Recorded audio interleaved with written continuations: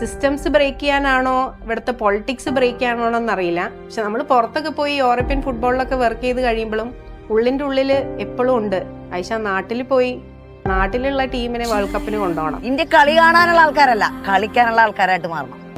ഒരു സാധ്യത പോലും കൽപ്പിക്കാത്ത ടീമിന് പോലും ഇവിടെ ഫ്ലക്സും ബാനേഴ്സും തൂങ്ങും. 138ാമതുള്ള ഈ ലോകകപ്പിലെ 48 ടീമുകളിൽ ഒന്നാകാൻ വിദൂര സാധ്യത പോലും ഇല്ലാതിരുന്ന നമ്മുടെ രാജ്യത്തിന് ഇതേ ലോകകപ്പ് സീസണിൽ തന്നെ അഭിമാനിക്കാൻ വകയുള്ള നേട്ടമാണ് ഒരു കുട്ടിക്കൂട്ടം കൊണ്ടുവന്നിരിക്കുന്നത്. ഉള്ള സൗകര്യങ്ങളിൽ കുഞ്ഞുങ്ങളെ ലോക ഫുട്ബോളിനോട് അടുപ്പിക്കാനാവുന്നതെല്ലാം ചെയ്തു. ഫലം എന്താണെന്നല്ലേ? വിജയദാഹമുള്ള ഒരു കൂട്ടം കുട്ടികൾ, ഫുട്ബോളർമാർ ആത്മവിശ്വാസത്തിന്റെ ആ ലബോറട്ടറിയിൽ നിന്നുമുണ്ടായി.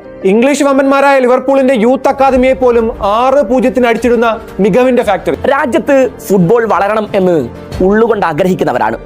രാജ്യം ലോകവേദികളിൽ പന്ത് തട്ടുന്ന ആ ദിവസത്തിനായി കാത്തിരിക്കുന്നവരാണ്.